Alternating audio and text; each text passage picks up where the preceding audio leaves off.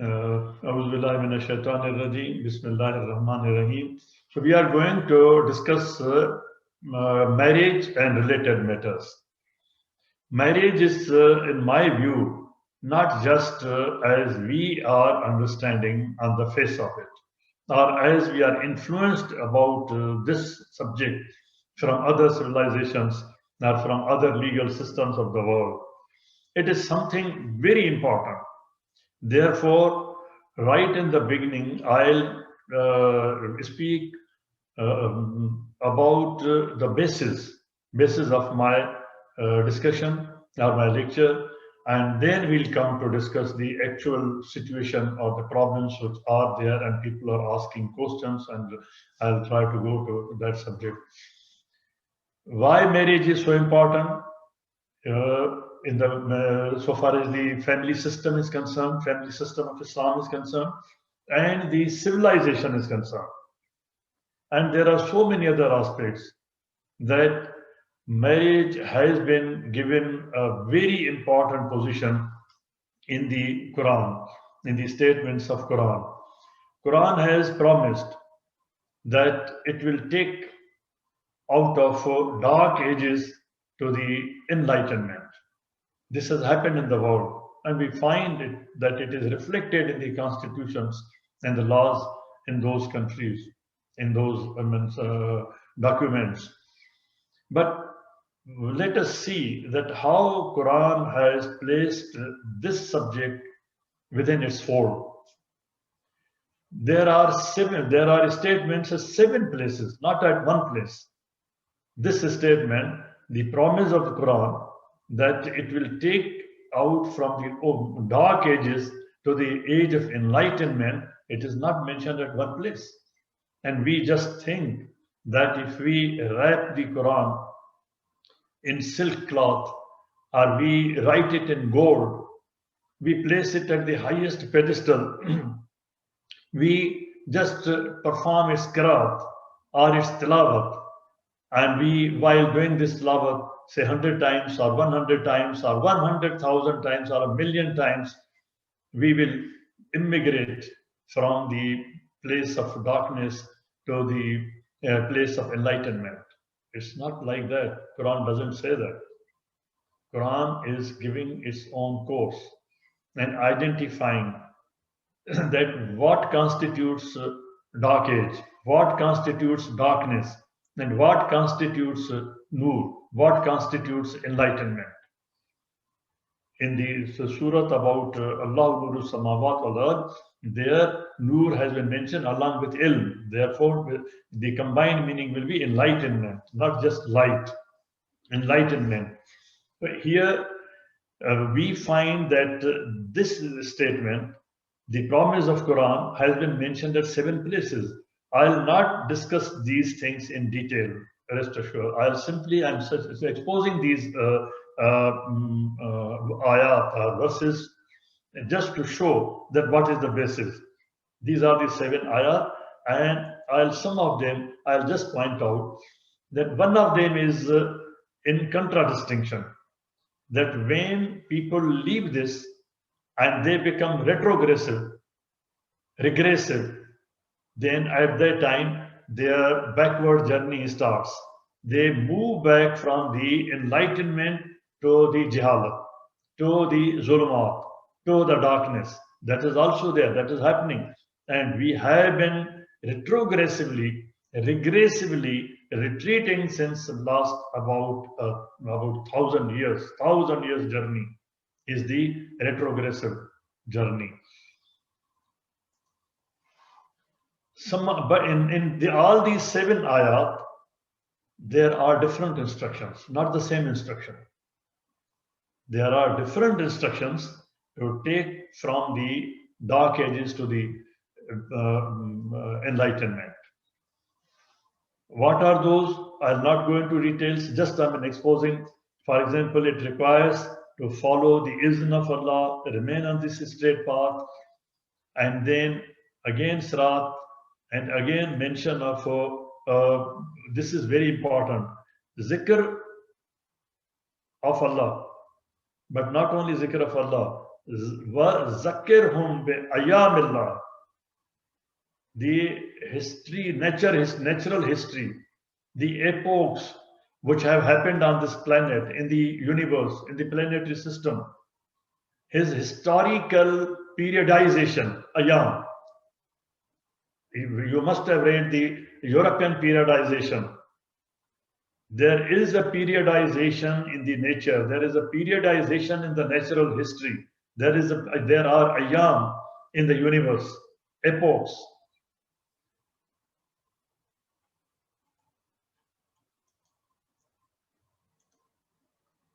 And for this, again, Mina Zulumat al-Nur, and it is with reference to Mu'mineen. But my today's topic is limited to one point only, that is marriage. Surah 65, ayat number 1 to 5.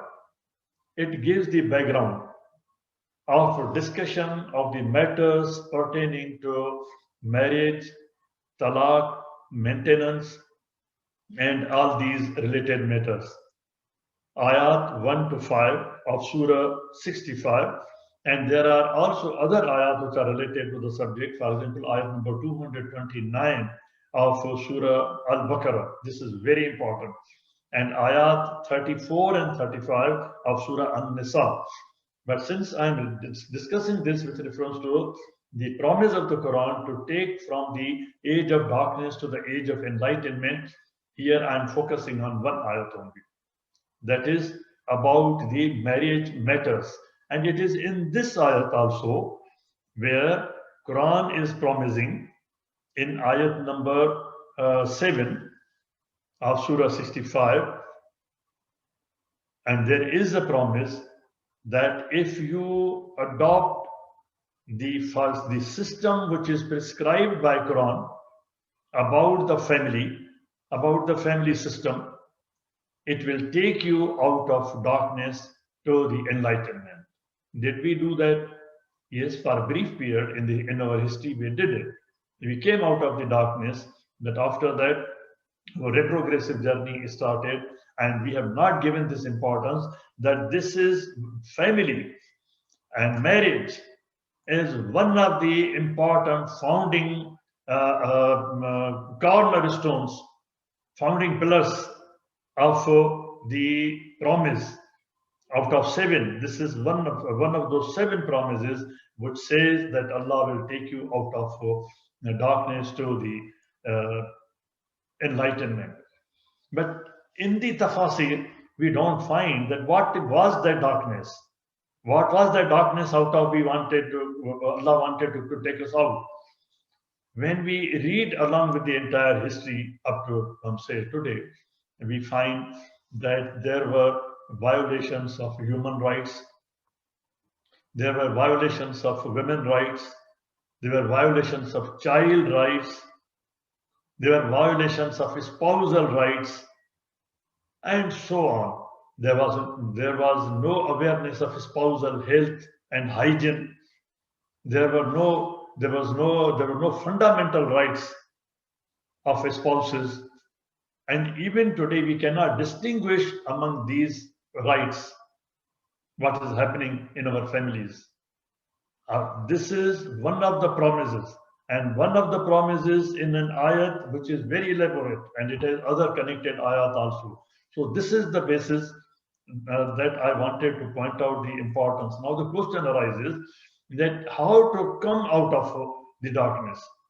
Just by reciting Quran, just by reading Quran, but Quran is prescribing how to utilize this facility, how to utilize it. Allah subhanahu wa ta'ala is saying that I have sent these ayat to my abd, ayat bayyanat. There is a bayan in these. These are very clear. There are declarations. There are prescriptions. I'll come to that point also. So it means that it's not just the totality that we wrap the Quran around our arm or around our neck and we'll come out of zulumat. No, we have to go to the Quran bi-zikr ayatillah, bi-zikr ayyamillah. It is the bayan in the ayat which we have to find out that, for example, in Surah 65, ayat 1 to 11, I have shown those. This is, we have to go into the ayat, bizikr ayat Allah, and that is very, clearly told at many other places. But the basic point which Quran points out is that it will be accepted by those who listen to it. Those who don't listen to it, you cannot convince them. You cannot tell them. You cannot convince them if they don't listen. And they will have no iman. They will have no faith. They will not believe in this prescription. Iman means they will not believe in the prescription, the formula, if they don't listen to it. This is the basic thing. If they run away, then it doesn't matter for them. You have seen the word Allah subhanahu wa ta'ala has used zikr bi ayat. This is the ayat, for example. وَالَّذِينَ إِذَا ذُكِرُوا بِآيَاتٍ. When they perform their zikr. Here I may point out one thing. I have seen that once, for example, I emphasize one aspect of any word or root. People think that I am denying all other aspects. No. Zikr has many aspects. They will remain in their place. They have their own place. They have their own importance. That's there. But there are individualistic approaches and there are collective approaches.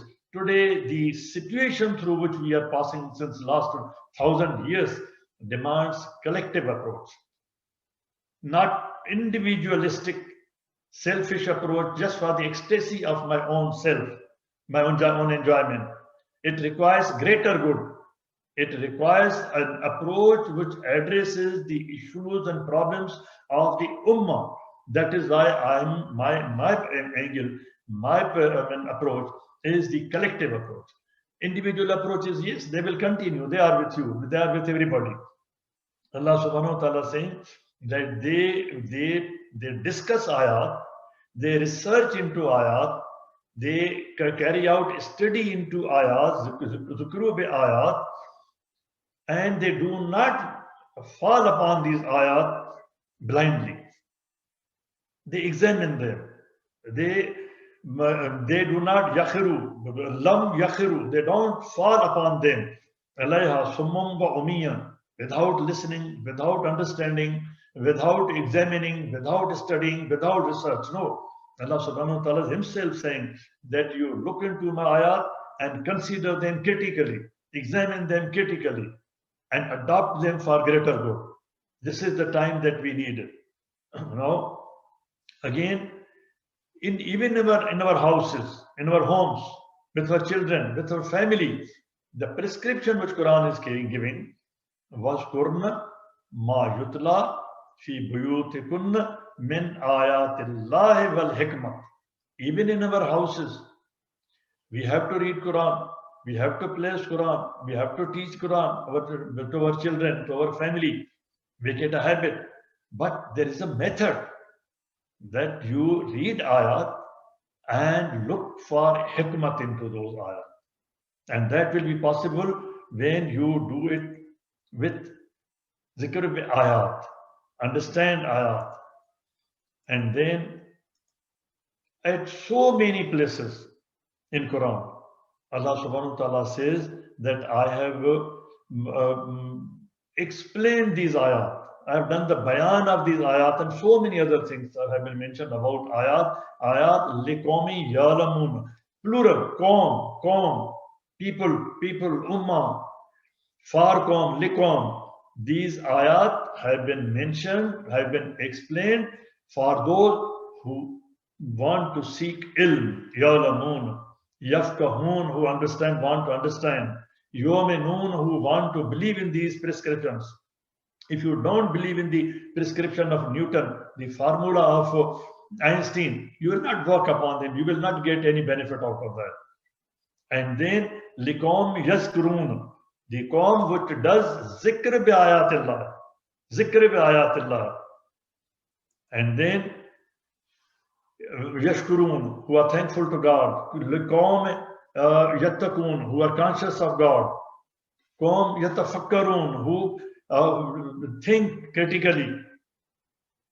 All these prescriptions for understanding, and we have not understood this one ayat, this one subject for which there are only a few ayat, that is family and that is marriage. Liqawmi yasma'un, who listen. For the qawm who yatafakkarun, qawm yaqilun, qawm mutasawwimin. Examples of ayat. Allah subhanahu, then let us see what is ayat. Allah subhanahu wa ta'ala has explained, and then Allah subhanahu wa ta'ala says, my ayat, for example, he says, night and day is my ayat. Allah subhanahu wa ta'ala says, have we taken up this subject in our family, in our children, in our schools, in our colleges as a subject? And Allah subhanahu wa ta'ala says, there is a different, in their differentiation is my ayat, plural. And then these environment, this wind, there is an ayat. It's not just the written ayat which we zikr bi ayatullah does not mean only the zikr of the written ayat of Quran. Written ayat of Quran pertaining to the subject as given in the ayat. Take that subject, discuss that subject, study that subject, conduct research in that subject, and that is science. And we have forgotten that. Similarly, there are so many other phenomena of nature which Allah subhanahu wa ta'ala is pointing out. Even Allah subhanahu wa ta'ala says that the sun and the moon are my signs, my ayat. Study them. Zikr bi ayat. Zikr bi ayat does not mean that we sit on rosary and say sun, sun, sun, or moon, moon, moon. No. Zikr bi ayat would mean that we study them. And then Allah subhanahu wa ta'ala, in order to further clarify, says, وَذِكْرْ فِي الْكِتَابِ وَذِكْرْ فِي الْكِتَابِ وَذِكْرْ فِي الْكِتَابِ وَذِكْرْ فِي الْكِتَابِ وَذِكْرْ فِي الْكِتَابِ. If you want to study the history of Maryam, of Musa, of Ibrahim, names have been given in these ayat. In the book, make a mention, make a study, make this study of this, their historical account, zikr. Historical account, zikr. Allah subhanahu wa ta'ala make zikr of my Ayub, zikr of Ayub. What does that mean? On rosary, it means that the critical historical study of Ibrahim, critical historical study of Ismail and Ishaq. And then Allah subhanahu wa ta'ala says, you zikr, make zikr of your Lord, how he is maintaining Rabbuk, how he is providing the providence, how is he providing the money sense, how is he running this universe. Make zikr, consider it. At other places, Allah subhanahu wa ta'ala says that while standing, while sitting, while lying down, while changing your positions in your bed, at that time also consider, think about it. How Allah subhanahu wa ta'ala has made it, how he is running it. Yesterday, one of my friends was telling to consider the acoustics involved in the music, for example, in the sounds which are, how they are generated, how they are converted mechanically, electrically, they are then taken on the neurons and then deciphered and so many other things. This is zikr of your Lord who has done all this within your nafs, within your own genome. And then وَإِذَا ذَكَرْتَ رَبَّكَ فِي الْقُرْآنِ, zikr of Lord in the Quran. We are not doing that. فَذِكْر بِالْقُرْآنِ ذِكْر لِلْعَالَمِينَ مُؤْمِنِينَ ذَاكِرِينَ مُؤْمِنِينَ عَالِمِينَ عَابِدِينَ ulul albab, critical thinkers. Ulul albab are critical thinkers. So at so many places. And Allah subhanahu wa ta'ala says that don't worry, I made this Quran easy for you. The only thing is that you zikr fil Quran, do zikr fil kitab. I've thrown those words from ayah. Fil kitab, fil Quran, billah, bi ayyamillah.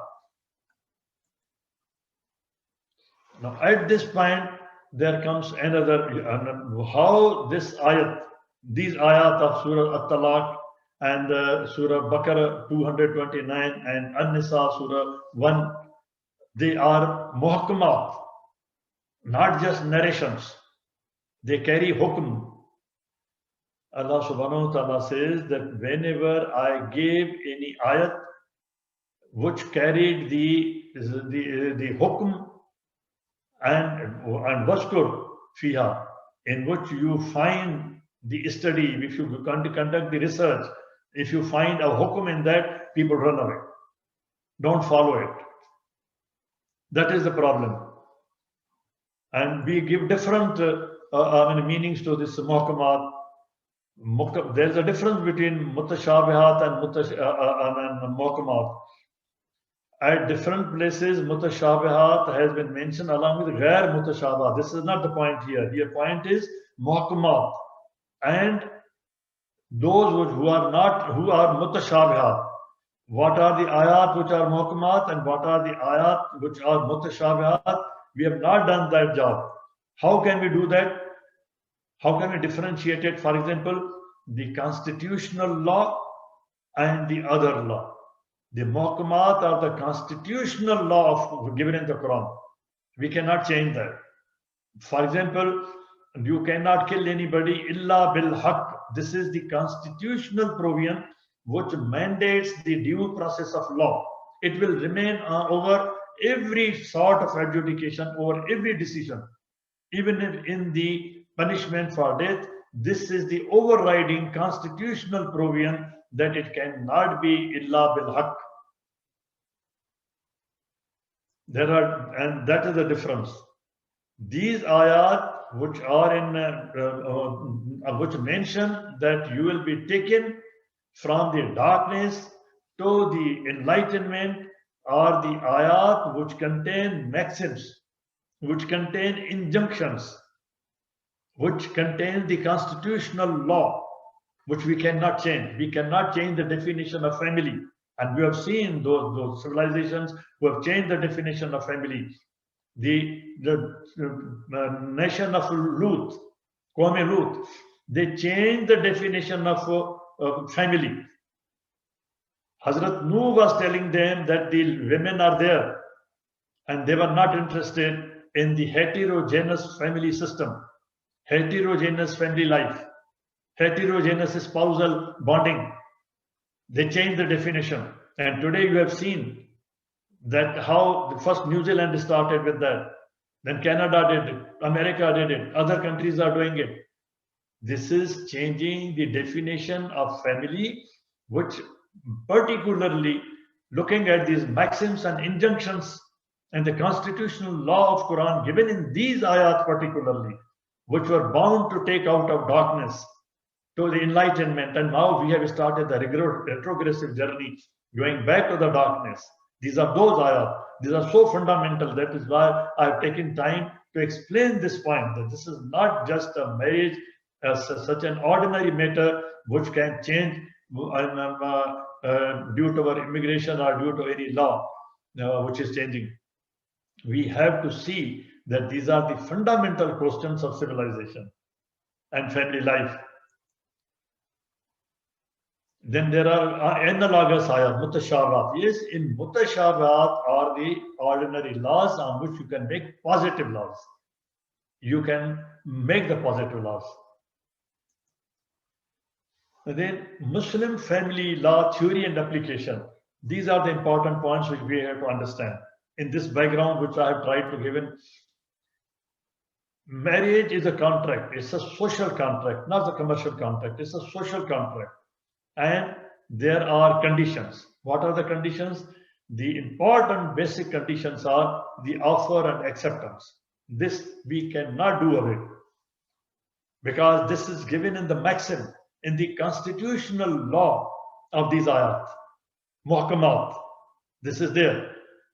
It's not in the mutashabihat part of it. Now then, stipulations, the conditions which you have to stipulate, the conditions which you stipulate in the contract cannot be changed even by the court. They can be changed only by the contracting parties.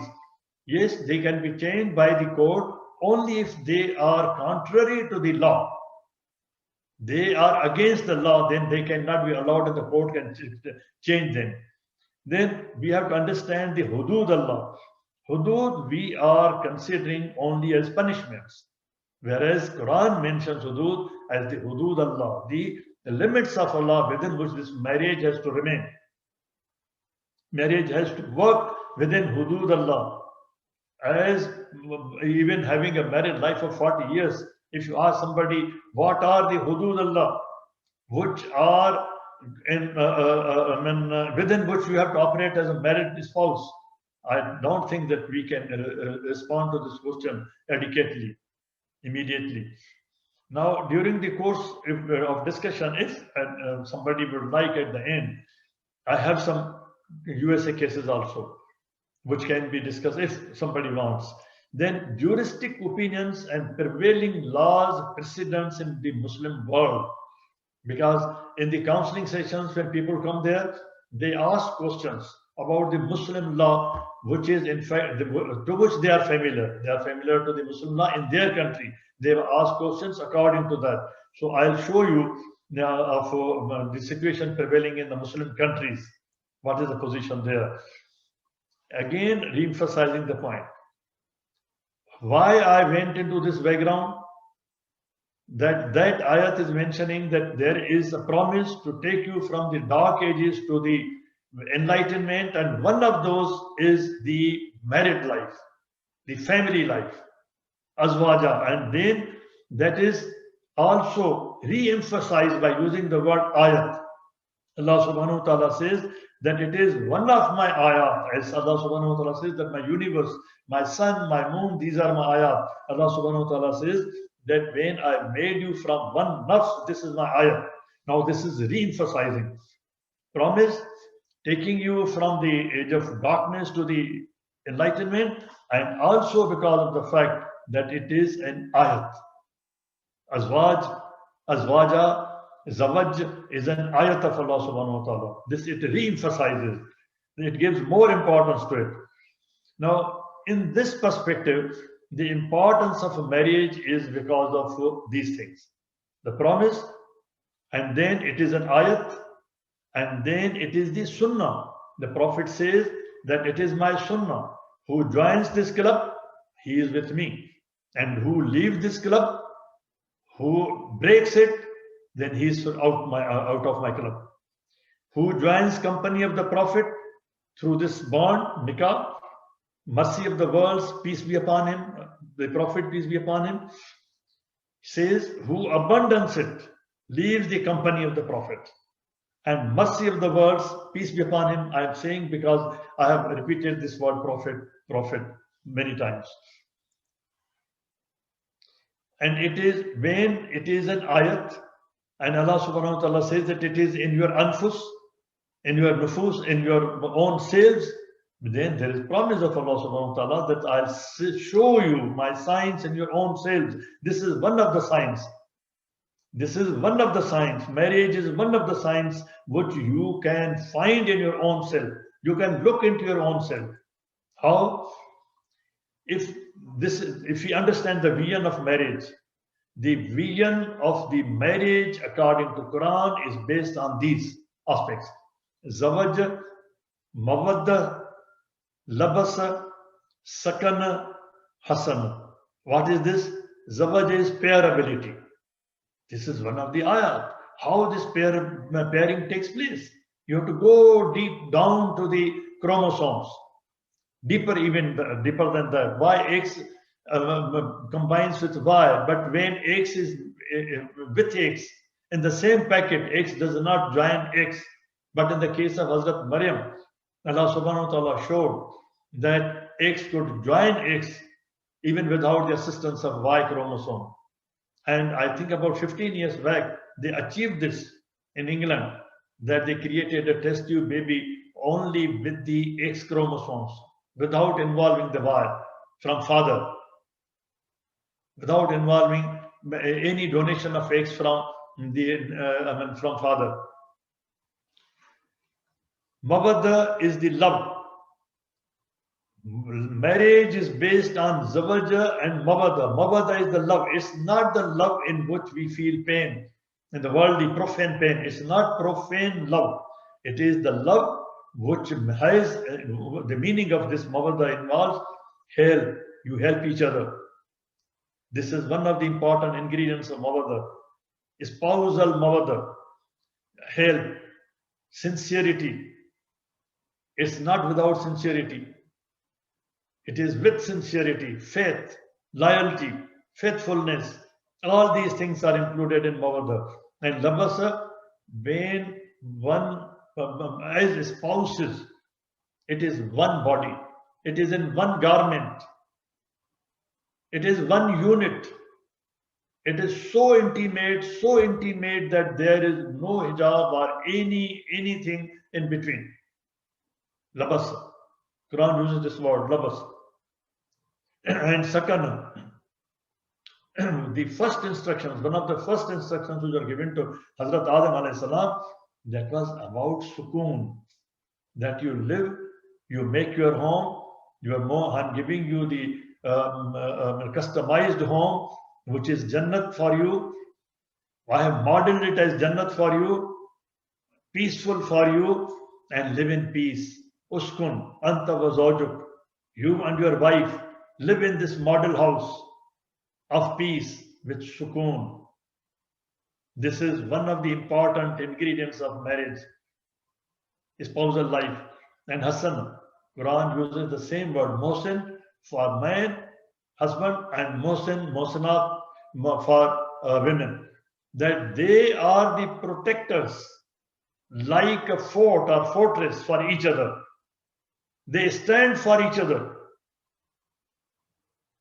And ar-rijal, that is in addition, additional responsibility for the man, that ar-rijal kawamun ala nisa, they are the protectors of the rights of women. But in Hassan, it is mutual. And kawamun, it is an extra, additional liability, a responsibility on the husband. This is the basis of marriage, but we don't understand it. We don't present marriages like this. And then Allah subhanahu wa ta'ala says that I have made you, I have created the institution of marriage for you, and I am proliferating you, increasing you as Kabila, as Qawm, as nation, as people, through this process, which is based on Nasban wa Sehran. It has patrilineal and matrilineal both lineages. Otherwise, Allah subhanahu wa ta'ala has shown us in the example of Maryam alayhi salam that he can increase the population. He can continue the procreation even without man. It can be. But Allah subhanahu wa ta'ala says that I didn't adopt that path in my genetics. In my science, I didn't adopt that path. I have made you when I created you right at that time. When I created you from the ma, minal ma, when I created you bashar from the ma, from the water. At that time, I placed it in the genetics to create you through nisban wa sehran, through patrilineal and through matrilineal, through mother and father lineages, in order to cement the bond of family, in order to cement the bond in the civilization, so that the family is the building block. This is the importance of the family. And this is surah ayat which I mentioned, Surah An-Nisa, ayat number 1. We all the time listen this in khutbah also. Allah subhanahu wa ta'ala says, I created you from one nafs, and then I made a zoja of that, zawaj.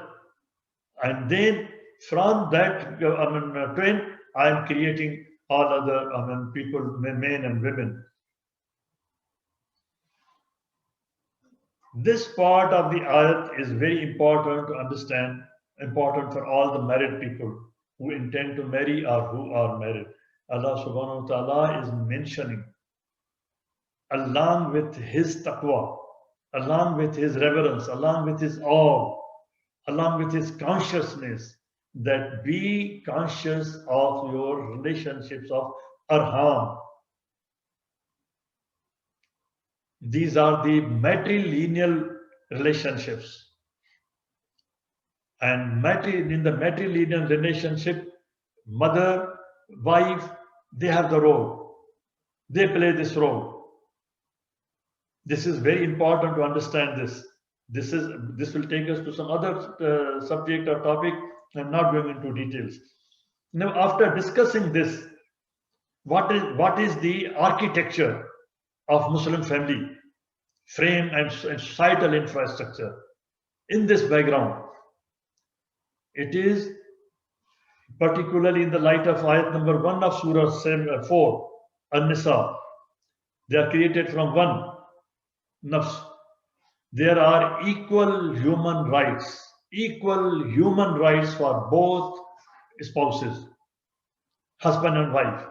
And then they are protected by Hukuk Allah. What are Hukuk Allah? Hukuk Allah are public rights. It is not a personal right of Allah. Allah is not in need of any haq. He is the Lord of the universe. Hukuk Allah, if you analyze them, they are all the public rights, collective rights. Hukuk Allah and Hudud Allah. Hudud Allah protect these human rights. They protect the public rights. If you want to study further what are Hukuk Allah, how Hukuk Allah are the public rights, Imran Niazi, he is the director of Islamic Research Institute. He's a great author also. He's a teacher also. He has written a book on this, on Islamic jurisprudence. There you will find a very fine definition of this topic. Then, after equal rights, then gender differentiation. This is in nature. We can't ignore it. It is in the animal world. Equality in human rights and then gender differentiation of darajat. Quran uses the word darajat. What are those? We have to acknowledge and respect these differences. What are those differences? Physical, physiological, biological, sociological, and so on. We cannot ignore these. We have to respect them. We have to acknowledge them and respect them. And we have to define the rights. Here comes the question of fundamental rights. Fundamental right of a woman, being a woman. Woman as a human being has the human rights equal with you, but she also has fundamental rights as a woman based on these darajat. Then adl. When there is equality and at the same time there's differentiation, then the question of adl comes. Quran uses the word adl. Then appropriate place. Adl means to assign appropriate place. Apt rights and responsibilities in family frame. This is architecture.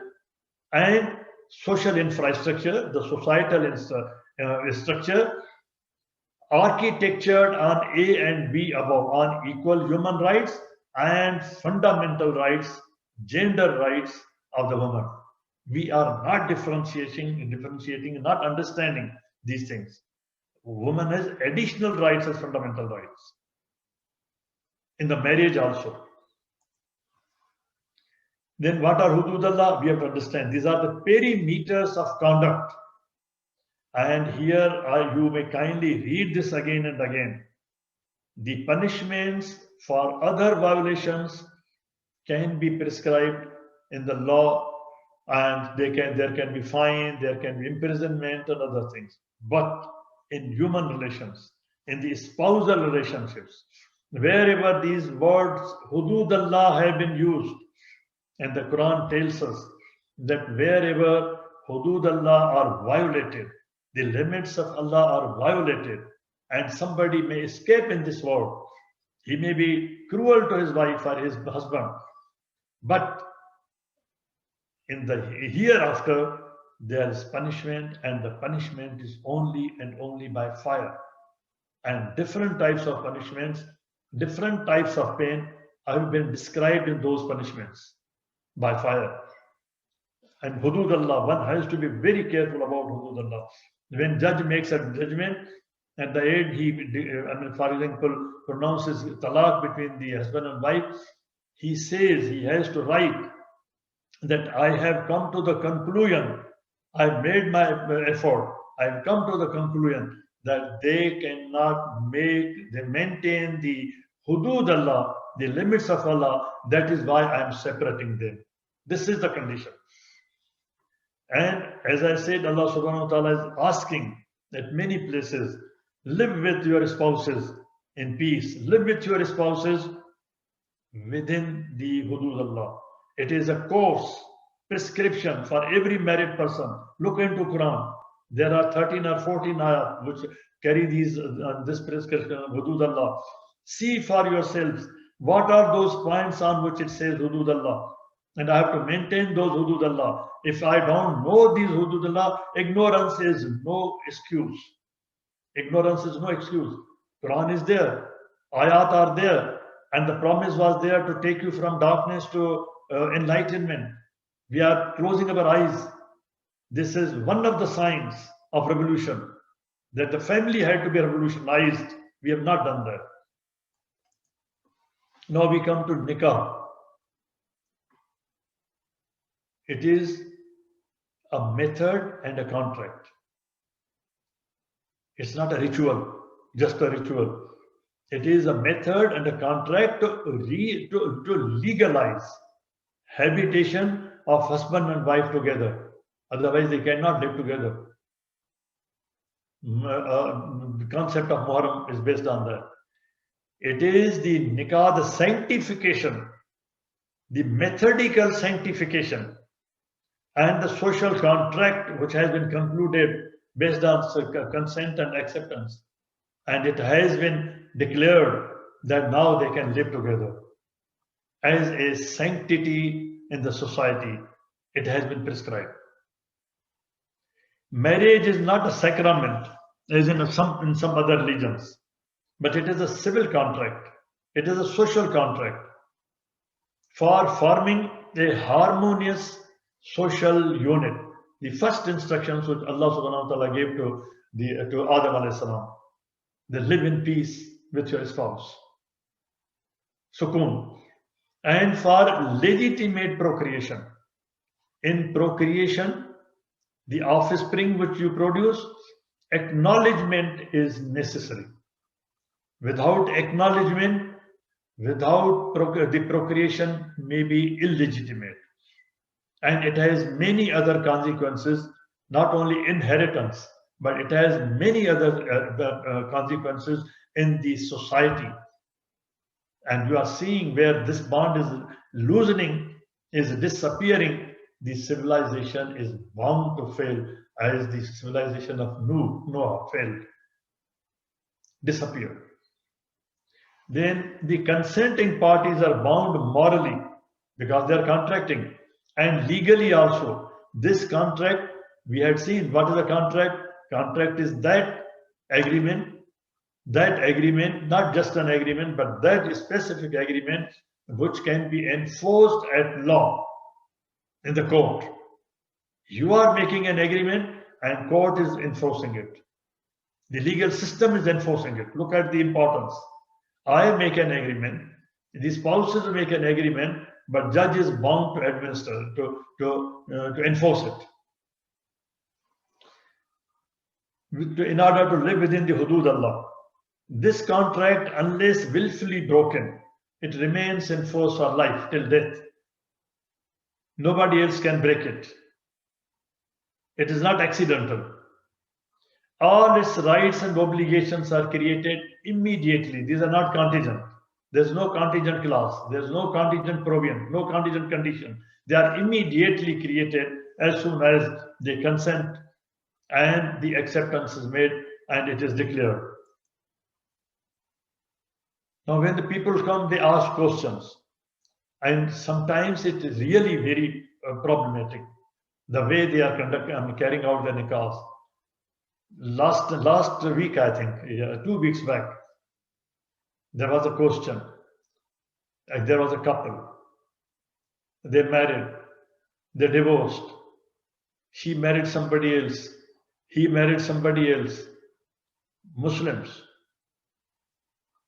Then they were told that they had to observe iddat. They said, we didn't know that. She didn't observe iddat. What to do now?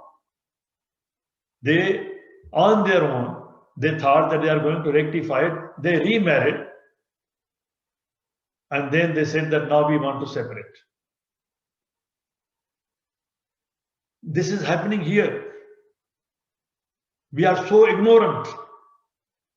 If we don't protect this family unit, sanctified in sanctity, we will not be able to sanctify our identity, our culture, our civilization, our morals, moral life, morality.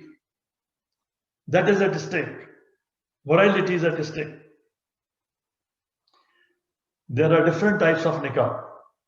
Nikah, say there are different opinions. I know on this subject there can be many opinions. People have many opinions, but I'm trying to address only the core issues where there can be less disagreement. Just to make an awareness, you can have your own opinions. That I'm just placing that these are the points which are involved. Nikah sahi, nikah fasid, irregular, are invalid, and nikah batil. For example, the one which I referred, which came 2 weeks back. What is nikah sahi? There has to be a proposal and acceptance in presence of witnesses, of course, along with the other conditions. But in precise terms, these are the basic things. And then legal requirements for validity. Legal. I'm talking of legal, not religious. I'm talking of legal requirements of validity. Legal requirements are that it should be a written contract. This is the law everywhere now in the Muslim world also. It should be written. It should be registered. Registration of the contract. About 3/4 of a century, I think since about 3/4 or say half a century, in the entire Muslim world, these laws have been enacted. It has to be registered. Here people come, and in one case, last month, a couple came, they say that we don't have a nikah now. We have married, but we don't have a nikah now. We didn't formalize it. We met together and we performed nikah. It's not registered, it is not legal. Then conformance to the legal age of the marriage. There is a legal age of marriage. In different laws, there is a different age of legal marriage. There's a different legal marriage. It has to be in conformance with that. People are committing mistakes. And this is illegal, punishable with imprisonment. And there are also it has to be in conformance with the laws of the land. You have to respect the laws of the land. Any contract is illegal if it does not conform to the laws of the land. I'm not talking of the religion now, I'm talking of the legal requirements. These are practical requirements. Living as a community or minority anywhere in the world. Religious ceremonials only sanctify the nikah contract. They sanctify it. And they make it known, declaration. Then what is irregular nikah? Nikah fasid, invalid. The term fasid refers to mischief, disruption, or irregularity. I am explaining slowly because I am facing this problem every day. People are coming with these issues. It suffers from avoidable temporary bars. There is a bar which can be removed, then it is invalid temporarily. What is invalid nikah? Invalid nikah can be made valid if the temporary bar is removed. Marriage with a woman in the state of iddat, as the example I gave. Having two sisters in wedlock at the same time, one has to be divorced, then the other one becomes valid. Contracting more than 4 marriages, this is fiqh. But I think one has to see that how those 4 marriages were allowed. Were they necessary? Did it meet the requirements of ayat number 3 of Surah An-Nisa, where this provision points towards this relaxation were met according to that ayat? If there was a need, there was a condition, there were orphans, there was a war situation, there were more girls than women, men and boys, then there are so many other conditions. But to make it simple, that if there are more than 4, then it has to be reduced. Then effects of an irregular marriage. What are the effects? People ask this question. Now there is an irregular marriage. Now we have to make it regular. And then what else we have to do? Irregular marriage may be terminated by either party, either before or after consummation. Anytime it can be annulled. Irregular marriage has no legal effect before consummation, but if the consummation has taken place, then the situation changes. Then you'll have to look into other factors also, as a judge, as an advisor, as a counselor. If consummation has taken place, the wife is entitled to dower, even in the fasid, irregular nikah. Man is responsible. He cannot run away. She is bound to observe iddah. Death is the issue from this marriage is legitimate. Even though consummated, it does not create mutual rights of inheritance. These are some of the decisions of fuqaha, but as I say, there can be different decisions, variations, and I think the best scholar luckily available with all of us we are, that Dr. Mamdoo Salama can throw light on this wherever he finds that it needs elaboration or correction, that he can make it. And we are lucky that he is here with us, alhamdulillah. A rectification of irregular marriage, how to rectify it. Husband can repudiate it, as I said, it can be repudiated. Either of the couple can sue to avoid it. If they want to be legally sure, go to the court. The court can itself move for its cancellation. They can go to the court that this was the mistake we made and now we want to declare, we want a certificate from the court that now we are no more husband and wife, it was invalid, it was irregular, it was fasid. Then any pro bono publico, anybody else can also report to the court or the law enforcement agency, legal system, within the legal system. Either of them on his or her own terminate the marriage. I've already mentioned this. I will not go into those details. Then nikah batil, void, which cannot be validated in any circumstances. It's different from fasid. Fasid can be validated, but batil cannot be validated. It is void. Batil means that which has no legs to stand upon. It is void ab origin or ab initio. It is void. In this category are included that which is perpetually prohibited. For example, marriage with the blood relation, which is prohibited. Marriage of a female who has not yet attained puberty is no marriage at all in the eyes of law. I'm talking about the legal point. If the matter goes to the court, under the law, in legal systems now, if the girl has not attained puberty, here I'm not talking of majority, I'm not talking of the marriageable age, but puberty, she's underage. Underage, even under puberty, then it is void and it is punishable by imprisonment. Be careful.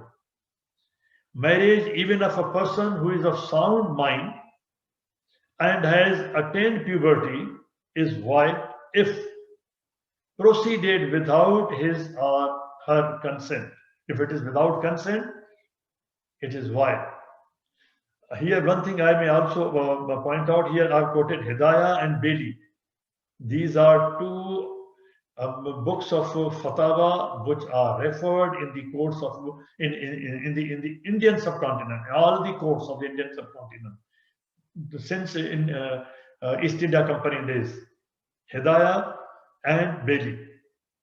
Previously also I had quoted from these documents, Bailey.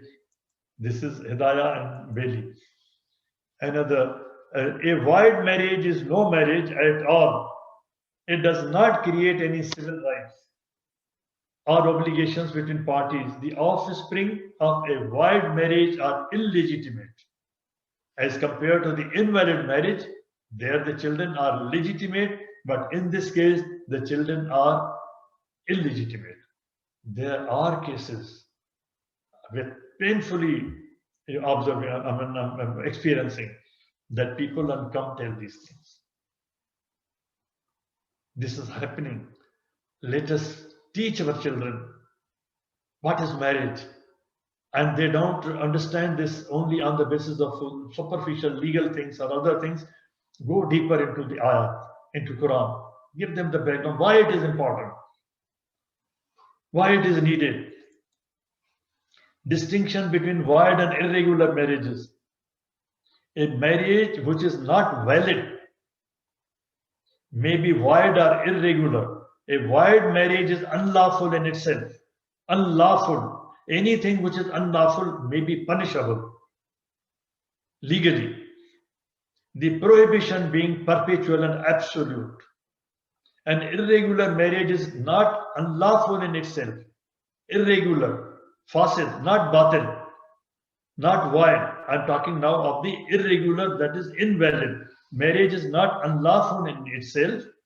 There may be no punishment, no legal action, but irregular or invalid for something else where the prohibition is temporary. I had explained that. So these are the differences. Witnesses. A marriage contracted without witnesses is considered irregular but not void. Legally, it is not acceptable. There are complications. If there are no witnesses and if it has not been registered, again there are complications. Legally, people may accept it. It may not be void. Religiously, people may accept it. It may not be void religiously, but legally, it is irregular. Claim to marriage must not fail merely on account of absence or non-availability of witnesses. This is a very important point. A couple came. They said, we had no witness, but we married. If it is a genuine marriage, all other formalities required by the religion and the law have been met, then only on this one ground, it cannot be allowed to fail. Marriage is a very sacred thing. You have to protect it. The only thing then is how to regularize it. If there were no witness, all other things are okay. This is the only thing. Circumstantial evidence is sometimes taken. You have seen that when you are applying for visa on the basis of marriage, they ask you for videotapes, they ask you for photographs, they ask you for so many other evidence, which is circumstantial evidence. That is also necessary. You must keep it. Consent. I think I am going to conclude it very soon. I'll not take, let me see if taking more. No, I'll soon conclude it. I'll not go into details. I'm going to conclude it soon. Consent, I've already talked about it. It's very important, but people are not taking care of this, particularly in case of their daughters, women. This is one of the federal court, federal Shariat court decisions, which I am pointing out. It contains one important point. Imposing marriage without one's consent is against the Sunnah. Nikah of an adult girl is not invalid merely because the permission of her wali was not sought. If the nikah of a girl has been performed without the permission of wali, it is not invalid. Just because of that.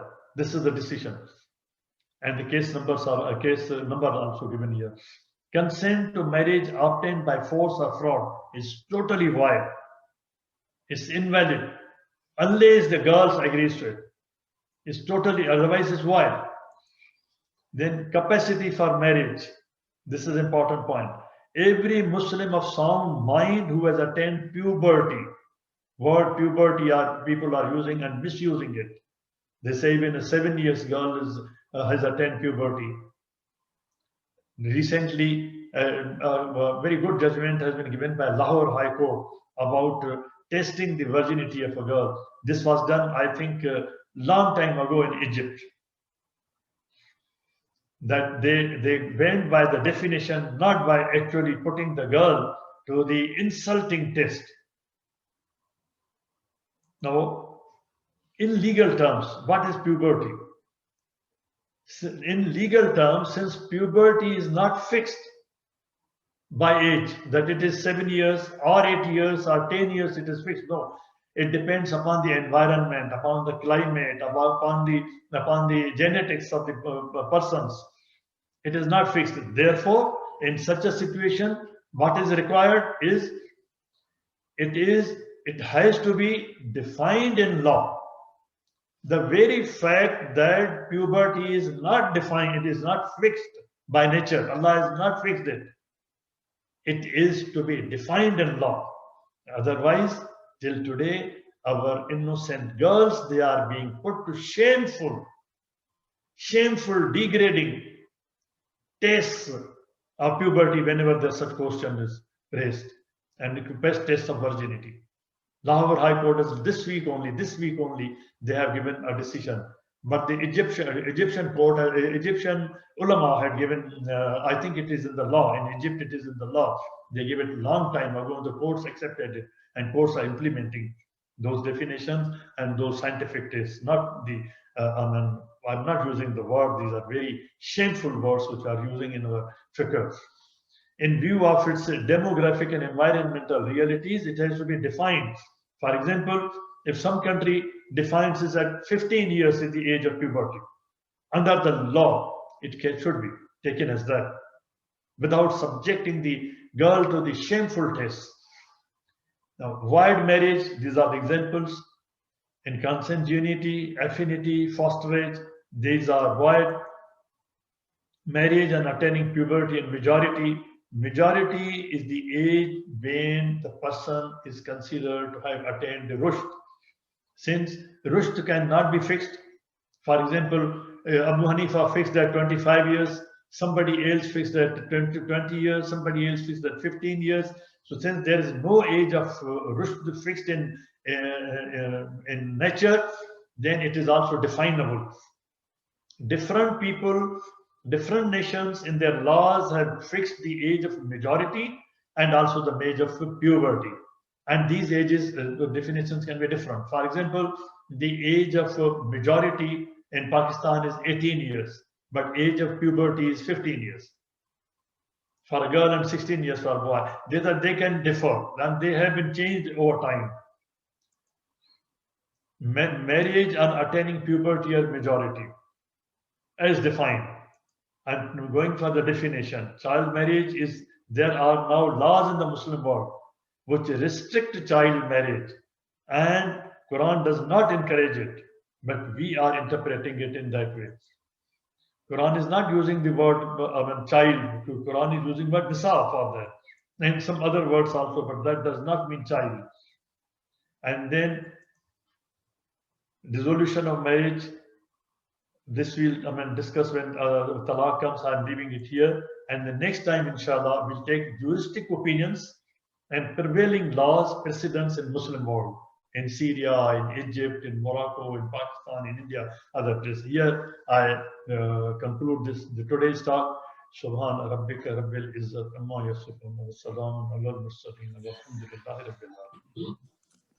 اللهم صل وسلم وبارك على سيدنا محمد وعلى آله وصحبه.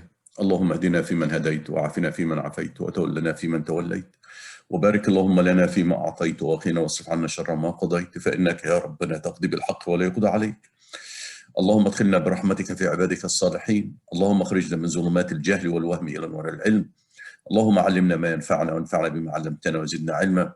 اللهم اجعلنا ممن يستمعون القول فيتبعون أحسنه.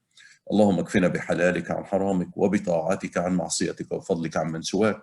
اللهم بفضلك ورحمتك أعلك نبذ الحق والدين. اللهم انصر الإسلام وعز المسلمين يا أكرم الأكرمين. Oh Allah, spread your mercy upon us, shower us with your blessings, increase our knowledge, grant us forgiveness, and reward us with the company of the prophets in the Firdaus al-A'la. Oh Allah, forgive our parents and grant them your mercy and make the graves of garden from heaven and grant them the Firdaus al-A'la. Oh Allah, we have friends and relatives who have passed away. Oh Allah, grant them your mercy and make their graves garden from heaven and grant them the Firdaus al-A'la. Oh Allah, remedy our sick and grant them full and speedy recovery. Oh Allah, grant our son Ma'raj and all our sick relatives and friends a speedy and full recovery.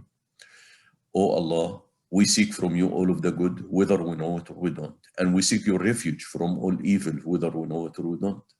Oh Allah, we ask you every name you have elected for yourself, that none of us leave this gathering, but his pains have been relieved, his worries have been removed, his debts have been paid, his weaknesses have been concealed, his sins have been forgiven, and his needs have been fulfilled. Subhanallah wa bihamdih, adada khalqih wa rida nafsih wa zinat arshih wa midada kalimatih. Subhanallah wa bihamdih, adada khalqih wa rida nafsih wa zinat arshih wa midada kalimatih. Subhanallah wa bihamdih, adada khalqih wa rida nafsih wa zinat arshih wa midada kalimatih. Wal asr, innal insana lafi khusr, illa alladhina amanu wa amilu s-salihat, wa tawasaw bil haqqi wa tawasaw bis sabr. وآخر دعوانا أن الحمد لله رب العالمين والصلاة والسلام على خير المرسلين. اللهم صل وسلم وبارك على سيدنا محمد وعلى آله وصحبه والسلام عليكم ورحمة الله